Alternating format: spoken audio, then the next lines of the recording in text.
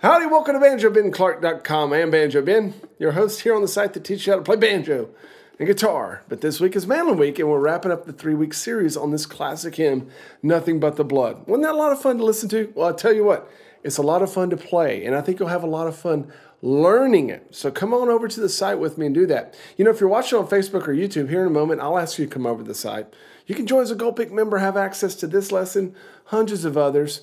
And as you know, if you're watching this site as a Gold Pick member or watching this video on the site as a Gold Pick member, you have everything you need right on this page. Just scroll down for the JamTrack MP3s and the tabs and the rest of the video segments. Let's get into this one. Of course, I wrote this arrangement for all 3 instruments to work together to play those solos, but I also thought about the solos on their individual bases, okay? So if you just want to play a mandolin solo for this song, this will work. And what's interesting about this arrangement is that we're going to start out on that verse with the very syncopated, using a lot of the open strings in there. It gives it one feel. And then whenever we go over to the chorus and we get that 4 on the floor bluegrass type rhythm, then we get a little bit more melodic, and it changes the mood of the song, and I think really picks up the energy. What's interesting about this song is that the melody is quite boring. If I'm just going to be blunt, the melody is quite boring. It's just a whole bunch of quarter notes or half notes, however you're counting it. Dum, bum, bum, bum, bum, bum, bum. So what do you do with that? Well, there's lots of different things that we can do. We're going to learn how to do that. And I think that's one of the valuable things about this lesson is seeing how we can take a melody that's very straight ahead, very straight, very slow melody and create something pretty creative and pretty captivating out of that. Let's go ahead and look at the tab here. And what I'm going to do is I'm going to grab my melody note right here on that G note, because we are in the key of G, and the melody goes like this. Dum, bum, bum, bum, bum, bum, bum.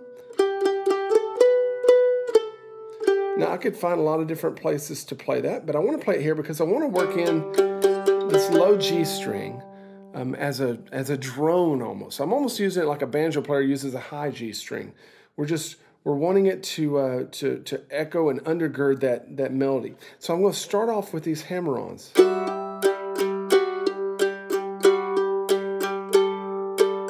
And I want to hold my pick very loosely so that it goes through both sets of strings very nicely. So the first 2 measures.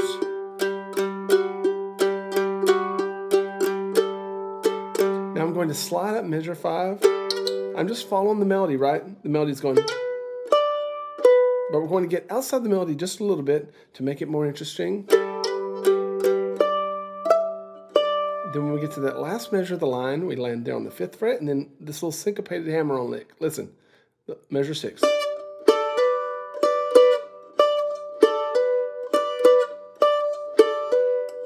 So we want to hold our pick loose enough to where we hear both sets of those strings as we come through these double stops. Let me play the whole line for you. We'll do it much slower later on.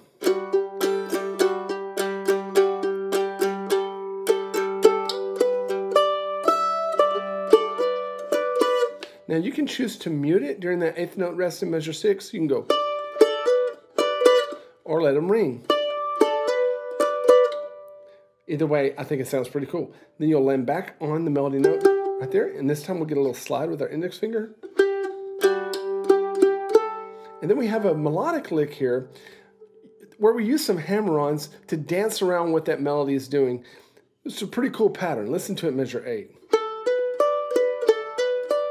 We're going to do that several times throughout the arrangement. And then a little blues lick in measure 9. And then we've got a little time to burn, so I'm going to hammer on before we come back into the melody. Now here's another thing that I want to point out, is that we're going pretty fast. Our pick hand's getting kind of loose. If we go through more strings than we want to, that's probably okay. And if we don't hit the G string every time that I write it down, that's probably okay too. Let's play this whole line.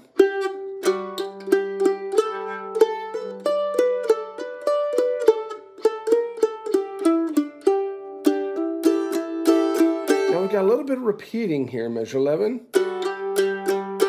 Some more sliding, walk up the melody. Again, we're going to hammer. This time we're hammering a measure 13 just because my fingers are already there. And then we're going to got some quarter notes in a row. We're going to slide down with our middle finger.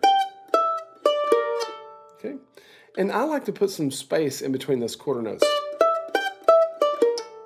You can hold them out. The whole line sounds like this.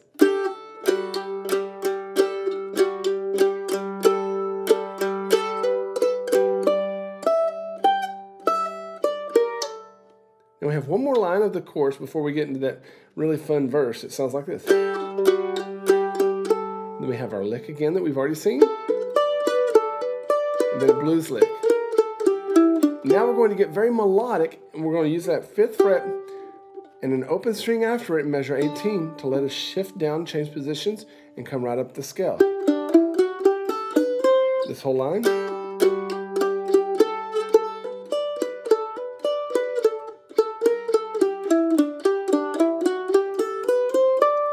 And that's where we go into the chorus, which we have some really fun things to do in the chorus because we're going to get outside the G major scale and maybe bend people's ears a little bit and then jump back up for some more double stops.